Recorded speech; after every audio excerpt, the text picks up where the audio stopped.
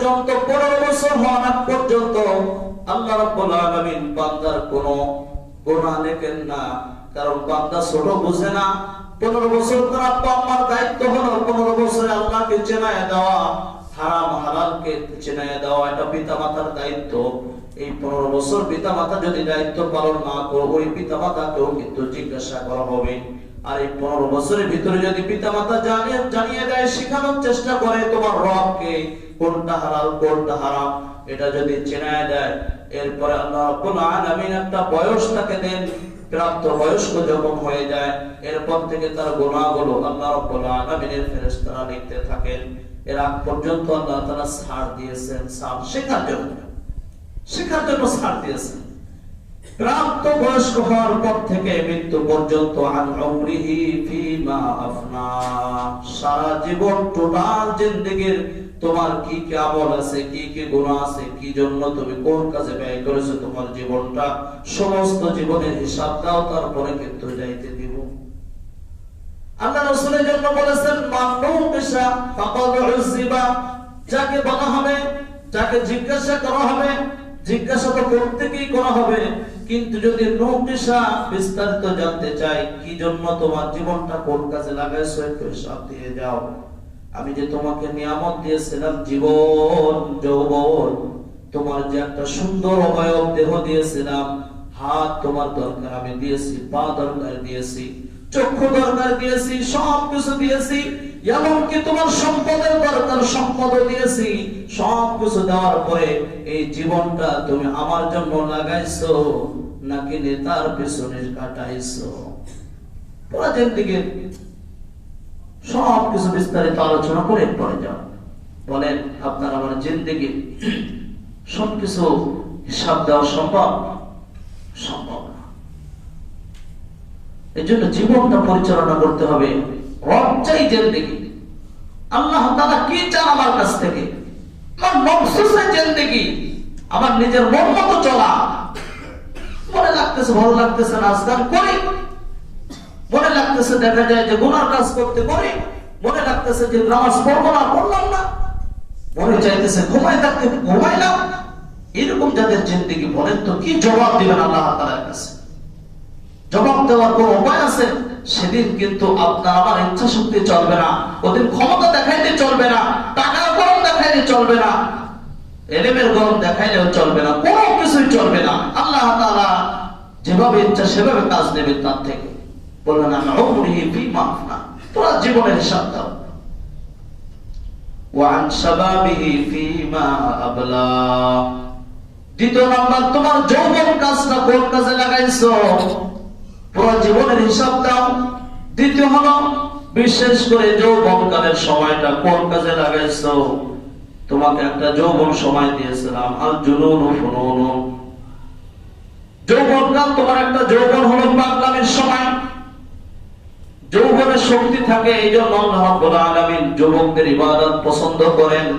যেমন কি আল্লাহ রাসূল সাল্লাল্লাহু আলাইহি ওয়াসাল্লাম বলেন, যৌবনকালের ইবাদত এমন ভাবে আল্লাহ তাআলা কবুল করেন, যৌবনকালে যদি কারো তাহাজ্জুদ পড়ার অভ্যাস থাকে, আর যদি বৃদ্ধকালে যদি না পারে, আল্লাহ রাব্বুল আলামিন বৃদ্ধ অবস্থায়ও ওই যৌবনের ইবাদতের মতো সওয়াব দান করবে।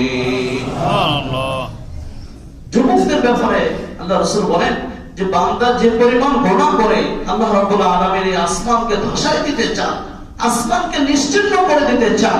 আল্লাহ তাআলা বলেন, হে যুবক, তোর দিকে তাকায় শুধু আমি পারি না, যখন দেখি তোর মতো যুবক আমার কুদরতে পায় সিজদা দেয়, তোর মতো যুবক শীতের ভিতরে উঠে ফজরের নামাজে যায়, তোর মতো যুবককে দেখি আমার দরবারে শেষ রাত্রে উঠে কাঁদে, তোর মতো যুবকের মাথায় টুপি দেখি, পাগড়ি দেখি, আমি তোর দিকে তাকায় শুধু ধ্বংস করি না, নতুবা এরকম ভাবে মানুষ যে গুনাহ করে আমি তো ধসাই দিতাম, কিন্তু তোর দিকে তাকায় পারে না। যুবকের দিকে তাকায় আল্লাহ তাআলা আসমান জমিনকে ঠিক রেখেছেন। যুবক যখন আল্লাহ তাআলা দরবারে সিজদা দেয়, আল্লাহ তাআলার কুদরতে অত ঠান্ডা হয়ে যায়। বৃদ্ধ অবস্থায় ইবাদত বন্দেগী করা যায় না, বৃদ্ধ অবস্থায় তো কেউ নিতে চায় না, আপনাকে আমাকে বৃদ্ধ অবস্থায় কেউ নিতে চায় না। একজন বৃদ্ধকে কি দেখা যায় বাসের হেলকার নিতে চায়? কেউ নিতে চায় না। বৃদ্ধ যদি একজন বয়স্ক লোক, তাকে কি দেখা যায় এরকম ভাবে সর্বস্তরের মানুষ তাকে অবজ্ঞা করে, আমাকে সরকারি চাকরি থেকে অব্যাহতি দিয়ে দেয়, তুমি বিজিত হয়ে গেছে, তোমার আর কোনো কাজে রাখবে না, যাও। আল্লাহ রাব্বুল আলামিন যুবকদেরকে বলতেছেন, যুবক তোমার যৌবনটা কোন কাজে লাগাইছে? এখন যদি যুবক বলে, আল্লাহ যৌবনকাল আমি সিগারেট খেয়ে কাটাইছিলাম, যৌবনকাল আমি এরকম ভাবে মসজিদে না যে গানের আড্ডাইছিলাম, যৌবনকাল মেয়েদেরকে নিয়ে নাচ গান করাইছিলাম, বলেন তো তখন কি অবস্থাটা হবে আপনার আমার? এই জন্য যুবক এখনো সময় আছে, সামনে যেই সময় আসতেছে 1 জানুয়ারি, যুবক যদি বলে আল্লাহ 1 জানুয়ারি পালন করেছিলাম, আল্লাহ তাআলা বলবেন 1 জানুয়ারি তো তোর জন্য দেয়নি, জানোয়ারদের জন্য দিয়েছিলাম। 1 জানুয়ারির ইতিহাস দেখবেন, আপনারা গুগলে যে সার্চ দিয়ে দেখবেন জানুয়ারি কোথা থেকে আসলো, জানুস নামে একটা দেবতা ছিল, আপনারা গুগল সার্চ দিলে পেয়ে যাবেন। সেই জানুসের 2টা মুখ আছে, একটা পিছনের দিকে একটা সামনের দিকে। তৎকালীন সময়ের লোকে এরকম রাত 12টার আগে পিছনের মুখে যে তার জন্য নাচানাচি করতো, 12টা 1 মিনিট যখন হতো সামনের মুখে যে নাচানাচি করতো। আর তাদের একটা ধারণা ছিল পিছনের মুখ থেকে বিগত দিনে যত আমাদের দ্বারা অন্যায় অপরাধ হয়ে গেছে সব কিছুই মাফ করে দিছে, আর সামনের মুখে যে তারা এরকম ভাবে সামনের বছরের জন্য ভালাই কামনা করত, কল্যাণ কামনা করত।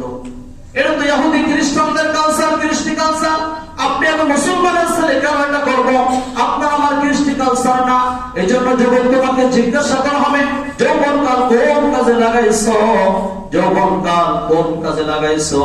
আপনার আমার জবাব দেওয়ার মতো কিন্তু কোনো উপায় থাকবে না। এখন বলতে পারেন হুজুর যৌবনকাল একটু করে নেই, বৃদ্ধ অবস্থায় তওবা করবো। এই তওবা করবো, অনেকেই মনে করেন এই বছর করে সামনের বছর আর করবো না, এই বছরটা একটু করে নেই, সামনের বছর তওবা করে খাঁটি আল্লাহর বান্দা হয়ে যাব। সামনের বছর পর্যন্ত তুমি বাঁচবা, সামনের দিন পর্যন্ত বাঁচবা, এটা কিন্তু গ্যারান্টি নাই। আপনারা দেখেছেন অনেকে রেসলিং খেলতে খেলতে দেখা যায় মারামারি করতে করতে এত শক্তি, ওই অবস্থায় কিন্তু সেখানেও মৃত্যুবরণ করেছে। আপনারা আমরা যখন ঘুমাই তখন কি বলি? আল্লাহুম্মা বিসমিকা আমুতু ওয়া আহইয়া। হে আল্লাহ, আল্লাহুম্মা, হে আল্লাহ, বিসমিকা তোমার নামে, আমুতু আমি মারা গেলাম। আপনি বলতেছেন সামনে তওবা করব, কিন্তু দোয়ায় কি বলতেছেন? আমি তোমার নামে মারা গেলাম। তাহলে মারা যাইতেছেন, তওবা করবেন কোন সময়? তওবা করার সময় আল্লাহ দিলে করবেন, না দিলে কিন্তু তওবা করার সময় হবে না। তওবা করার সুযোগ তাদেরই আসে যারা এরকম ভাবে ইবাদত বন্দেগী করে মাঝে মধ্যে অন্যায় হয়ে যায়, আল্লাহ তাআলা তাদেরকে তওবা করার সুযোগ দেন। একটু চিন্তা করা উচিত আপনার আমার। কিছুদিন আগে করোনা গেল, কত লোকের মানুষ মারা গেল। আপনার আমার আপন লোক খুঁজে পেয়েছিলাম সেই সময়, বাস্তব প্রমাণ আমি সেই সময় আপনজন সবকিছু খুঁজে পেয়েছিলাম, কে আপন কে পর। এমনও দেখা গেছে, আমার কথা বাদ দিলাম, অনেকের বেলায় ঘটনা ঘটেছে, ছেলে বাবাকে ফেলে দিয়ে গেছে, বাবা ছেলেকে পর্যন্ত ফেলে দিয়েছে, স্ত্রী স্বামীর থেকে চলে গেছে, স্বামী স্ত্রী থেকে চলে গেছে, পিতা মাতা ছেলে মেয়ে আত্মীয় স্বজন সব পাশের থেকে চলে গেছে। তাহলে দুনিয়াতে যদি এই অবস্থা হয়, কালকে আমাদের ময়দানে যদি আপনাকে আমাকে জিজ্ঞাসা করে ওয়ান শাবাবিহি ফিমা আফনা, তোমার একটা যৌবনকাল দিয়েছিলাম কোন কাজে ব্যয় করেছো, হিসাব দাও। ওই সময় কিন্তু আপনার আমার কোনো জবাব থাকবে না। আল্লাহ রাব্বুল আলামিন তিনি তো একটা প্রশ্ন করবেন, ওয়ান মালিহি মিন আইনা ইকতাসাবা, তুমি তোমার সম্পদ কোন ভাবে কামাই করেছো, কোন জায়গা থেকে কামাই করেছো, কোথা থেকে আয় করেছো? একটু চিন্তা করে তারপরে কিন্তু উত্তর দিতে হবে। দেখেন আপনার আমার সম্পদ কোন দিক থেকে আপনি আমি আয় করতেছি, একটু আপনি আমি নিজের ব্যাপারে জিজ্ঞাসা করলে পেয়ে যাব। এখান থেকে আপনার আমার মাল হালাল হচ্ছে না হারাম হচ্ছে, বিবেকের কাছে প্রশ্ন করলেই বলে দেয় এটা হারাম না হালাল। সুদের টাকা নিয়ে আপনি আমি চলতেছি, ঘুষের টাকা নিয়ে চলতেছি, মানুষের কাছ থেকে টাকা পয়সা মেরে নিয়ে মেরে কেটে নিয়ে আপনি আমি চলতেছি। কালকে আমাদের ময়দানে যদি জিজ্ঞাসা করা হয়, সেখানে কিন্তু উকিল থাকবে না, সেখানে কিন্তু আপনাকে আমাকে জিজ্ঞাসা করো, আল্লাহ যদি বলে কি জন্য করেছিলি, কিভাবে কামাই করেছি, সব দিয়ে। দেখা যায় আগে চলতো রিক্সা ভ্যানে, এখন দলীয় লোক হওয়ার কারণে হোন্ডা দিয়ে চলে, শুধু হোন্ডা না বাজারও দিয়ে চলে। কি কামাই তোমার এত, তুমি বাজারও গাড়ি নিয়ে চলো, সারাদিন টোটো কোম্পানির ম্যানেজার, আবার দিন শেষে দেখা যায় তোমার বাজারও গাড়ি নিয়ে ঘুরতে, চাকরি নাই বাকরি নাই, ব্যবসা নাই বাণিজ্য নাই, কিছুই নাই, দলীয় নেতা হয়েছে, এখন তার দেখা যায় গাড়ির অভাব নাই। এমনকি দেখা গেছে ফরিদপুরের ঘটনা আমরা সবাই জানি, হাজার কোটি টাকা ব্যাংকে জমা হয় কিভাবে? আল্লাহ তাআলা জিজ্ঞাসা করবেন মিন আইনা ইকতাসাবাহু, কিভাবে কামাই করছো হিসাব দাও। এরপরে চতুর্থ নম্বর প্রশ্ন হবে ওয়াফিমা আনফাকা, কোথায় খরচ করছো তোমার টাকা। এখন যদি জিজ্ঞাসা করে আমরা বলবো আল্লাহ পয়লা জানুয়ারি অনুষ্ঠানে টাকা দিয়েছিলাম, কামাই করেছিলাম হালাল উপায়ে, পয়লা জানুয়ারির অনুষ্ঠানে টাকা দিয়েছিলাম, উপায় থাকবে কিছু? কিছু করার থাকবে না। চিন্তা ভাবনা করে আপনার আমার টাকা কোথায় দিতেছে যুবক। তোমার চাকরি যাইতে পারে, তোমার স্যার নারাজ হইতে পারে, তোমার ইমাম নারাজ হইতে পারে, সবকিছু একদিকে ফেলাই দাও, মাওলাকে আপন বানায় নাও। যে মাওলার অনুমতি ছাড়া, যে আল্লাহ পাকের রিজাবন্দি ছাড়া জান্নাত পাওয়া যাবে না। এই প্রশ্ন যদি আপনার আমার কাছে আল্লাহ তাআলা জিজ্ঞাসা করে ওয়ামা আনফাকা, কোথায় খরচ করছো তোমার টাকা। এখন কিছু যুবক আছে এর ভিতরে বলবে আল্লাহ টাকা খরচ করেছিলাম তোমার মসজিদে, তোমার ঘর আল্লাহর ঘরে। ও আল্লাহ আমার যে ইনকাম ছিল, যা ছিল, যে পরিমাণ টাকা পেয়েছি সেখান থেকে তোমার মসজিদে আমি দিয়েছি। আল্লাহ বলেন তো এরকম যদি কেউ যদি সাহস করে বলতে পারে, আর যদি ওই ব্যক্তিরা যারা দান করেছে তারা 2 দিন বলতেই পারবে আল্লাহ তোমার মসজিদকে সাজানোর জন্য আমার অফিস, আমার বাসা, আমার দোকান এগুলো সাজানোর চিন্তা ভাবনা আমি ছিলাম না, আমি ছিলাম তোমার মসজিদ কত সুন্দর, তোমার ঘরকে কিভাবে সাজাইতে পারি আল্লাহ, এজন্য আমি যা পেরেছি সবকিছু তোমার রাস্তায়, তোমার মসজিদে, তোমার রাসূলের ঘর, মাদ্রাসায় দিয়েছি, দ্বীনি কাজে আমি ব্যয় করেছি। আল্লাহ রাব্বুল আলামিনের কাছে যদি এমন জবাব দেওয়া যায়, আল্লাহ রাব্বুল আলামিন খুশি হয়ে আপনাকে আমাকে maaf করে দিবে। সুবহানাল্লাহ। যে বান খরচ করার সময় চিন্তা ভাবনা করতে হবে, কোথায় খরচ করব আমরা? মসজিদে না অনুষ্ঠানে? কোথায় খরচ করব বলেন সবাই? মসজিদে। মসজিদে খরচ করব। আল্লাহ তাআলার সামনে যদি জবাব দিতে হয়, তখন আমরা অনেকের ভিতরে মনে মনে আসে এবারের মতন করি, তারপরে তওবা করব। তওবা করার সুযোগ কিন্তু আসতে পারে, নাও পারে। কিন্তু তওবা করার সুযোগ যদি না আসে কি অবস্থা হবে? যদি বিনা তওবায় মারা যায়, যারা এরকম ভাবে জানুয়ারি যারা পালন করে, আসতেছে 31 নাইট যারা পালন করবে, যুবক পায়ে হাত দিয়ে তোমাদের কাছে আমরা বলি, হাতে পায়ে ধরে বলি, যুবক তুমি এই কাজ করো না, তুমি তো মুসলমান, তোমার মাথায় টুপি, তোমার মুখে দাড়ি, তোমার দেখে আল্লাহ তাআলা আসমান জমিন ঠিক রাখে, তুমি কিভাবে এই সমস্ত অনুষ্ঠান পালন করো?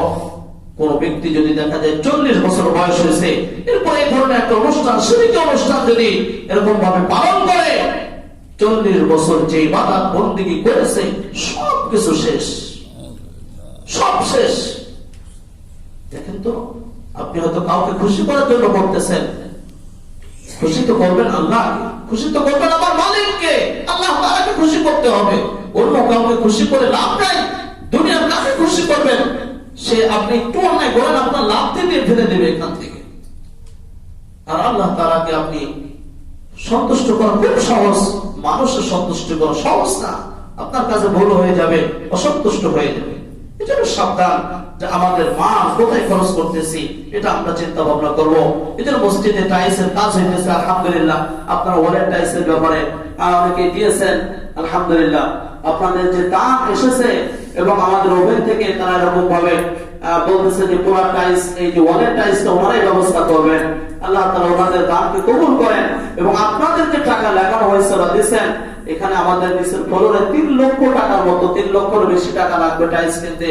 যেহেতু আপনারা চাইতেছেন সবকিছু সুন্দর হোক, আল্লাহ তাআলা যেন আপনার আমার কবরকে, আপনার আমার জান্নাতকে সুন্দর করে দেন, এই নিয়তে আপনারা যেহেতু চাইতেছেন সুন্দর হোক, এজন্য সুন্দর করার জন্য আলহামদুলিল্লাহ আজকে শুনলাম সকালে এসে যে দেখে আমাদের যে এখানে যে দরজা হবে 3টা, এখানে যে কাঠের একটা ফ্রেম দেওয়া হবে, এরপর সেখানে গ্লাস লাগানো হবে, অন্য ব্যবস্থা আস্তে আস্তে করা হবে, সেখানেও নাকি 1 লক্ষ টাকার বেশি প্রয়োজন।